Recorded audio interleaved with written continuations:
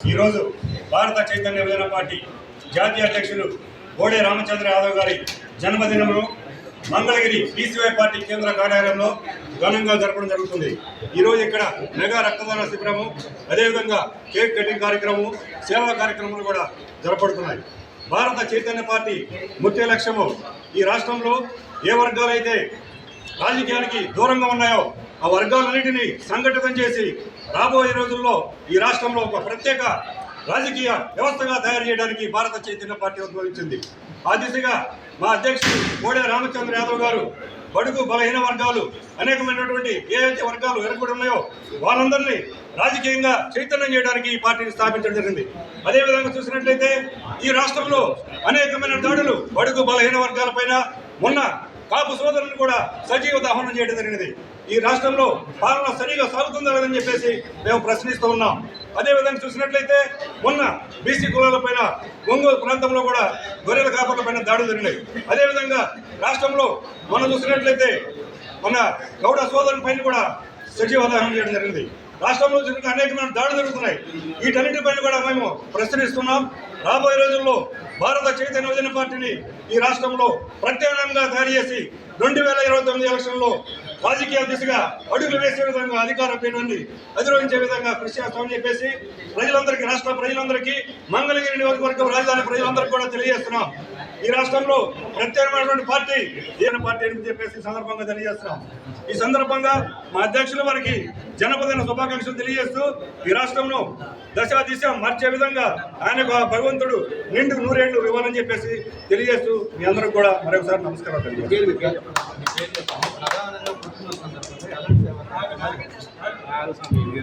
పుట్టినరోజు సందర్భంగా ఈరోజు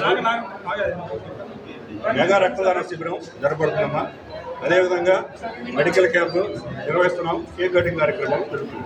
అదేవిధంగా ఈరోజు పొంగనూరు కార్యక్రమంలో పొంగనూరులో కూడా ఈరోజు mega job Mela, cake cutting కార్యక్రమం, అక్కడ అనేకమైన కంపెనీలు పిలిచి అక్కడ కూడా చేయడం జరుగుతుంది.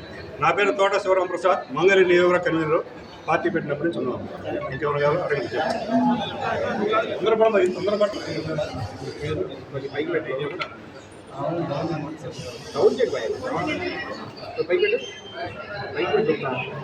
ఈరోజు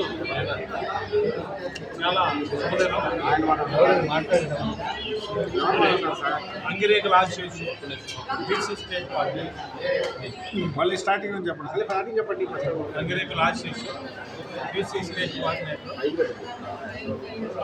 అయితే ఈరోజు చాలా శుభదినం. ఎందుకంటే ప్రజానాయకులు, పేదల పెన్నిధి, బడుగు బలహీన వర్గాల తరపున మన గళమెత్తి వినిపించేటటువంటి ఒక మహోన్నతమైన వ్యక్తి అయినటువంటి బోడే రామచంద్ర యాదవ్ గారు బీసీవై పార్టీ వ్యవస్థాపక జాతీయ అధ్యక్షులు. వారి జన్మదినాన్ని పురస్కరించుకొని పార్టీ ఆఫీసులోనే కాకుండా రాష్ట్రం నలుగురుల రాష్ట్రం అంతా కూడా పండుగ వాతావరణం ఉంది. ఎందుకంటే నిజంగా బడుగు బలహీన వర్గాలకి, పేద ప్రజలకి నేనున్నానంటూ ఆయన ఉద్యమ స్ఫూర్తి, ఎక్కడ అన్యాయం జరిగితే అక్కడ ఆయన వెళ్తూ ఈ వర్గాలకి అన్నదానంగా ఉన్నటువంటి ఒక మహోన్నతమైన వ్యక్తి. ఆ వ్యక్తికి పార్టీనే కాకుండా అన్ని పార్టీలో ఉన్నటువంటి బడుగు బలహీన వర్గాలు, శ్రేయోభిలాషులు, కుల సంఘాల అధ్యక్షులు, బీసీ సంఘాల అధ్యక్షులు అందరూ కూడా ఎంతోమంది పూర్తి ఆనందంతో ఈ ఉత్సవాలు జరుపుకోవడం జరుగుతుంది. ఇది చాలా ఆనందంగా ఉంది. ఇక్కడే కాకుండా ఆయనైతే మరి రాజకీయ పార్టీలు అంటే వాళ్ళు ముందే ఎక్కడైనా సరే ఇట్లా చేయండి అని చెప్తారు. మా నాయకుడు ముఖ్యంగా ఈ బడుగు బలహీన వర్గాలకి సంబంధించి ప్రజలందరూ కూడా ముందుకొచ్చేస్తున్నారు. ఆయన ఆయన కేవలం యువత కోసం 20,000 మంది జాబులు ఇవ్వాలి, అప్పుడే నాకు బర్త్డే సెలబ్రేషన్స్ కాదు, యూత్ని ఆదుకోవాలని మెగా మేళా పెట్టారు, ఉద్యోగ మేళా. కానీ ఇక్కడైతే మరి ఇక్కడ ఉన్నటువంటి యువ నాయకులందరూ కలిసి ఈ కార్యక్రమాలు ఏర్పాటు చేయడం జరుగుతుంది. ఇక్కడైతే మరి ముఖ్యంగా కేక్ కట్ చేశారు. దాంట్లో మరి బీసీ సంఘాల ఎన్నో సంవత్సరాల నుంచి పనిచేసేటటువంటి ఒక నిజాయితీపరుడు మన ఎన్వి రావు గారు. వారు జాతీయ బీసీ సంక్షేమ సంఘం అధ్యక్షులు వారు డాక్టర్ ఎన్వి రావు గారు వారు రావడం కూడా మేము ఆహ్వానిస్తున్నాం. అలాగే ఎంతోమంది సాయంత్రం లోపు ఇంకా ఎంతోమంది ప్రముఖులు ఉన్నతమైన గొప్ప వ్యక్తులు కూడా రాబోతున్నారు. కాబట్టి ఇది పేద బడుగు బలహీన వర్గాల పండగ దినోత్సవంగా ఈ రోజుని జరుపుకోవడం జరుగుతుంది.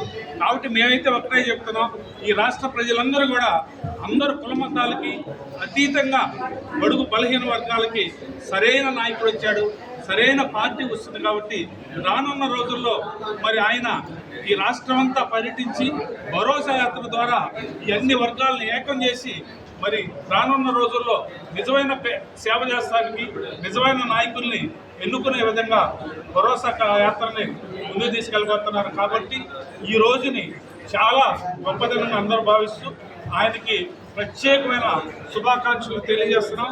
అట్లాగే ఈ ఉత్సవాలు జరిగినటువంటి పాల్గొన్న ప్రతి ఒక్కరికి కూడా ధన్యవాదాలు పేరు పేరున తెలియజేస్తున్నాం. కొంచెం ఒక్క నిమిషం జరగండి.